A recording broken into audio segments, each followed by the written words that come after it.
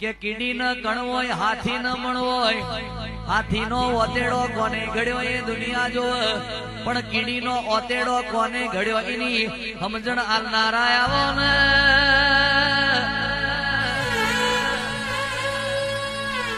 કે નારિયેળ નો ઝાડ બહુ ઊંચો દેખાય એના ફળોમાં ત્રણ ત્રણ પડદા દેખાય તો એ શ્રીફળમાં મીઠા પાણી નો પૂરનાર કોણ છે એની સમજણ આલનારા આવો ને કે બે પથ્થર વચ્ચે જીવ જીવી જાય બંધ શ્રીફળમાં પોણી માના ઉદરમાં એક જીવ જીવી જાય એ શ્વાસ ક્યાંથી લેતો હશે એની કોઈએ ના જાણી કહાની ઈશ્વર મોટો વિજ્ઞાની કે લોહીનો દૂધ બનાયો રુધિરનો જીને ધાવણ બનાયો એ રચનારો કોણ હશે એની સમજણ આલનારા બોલો ને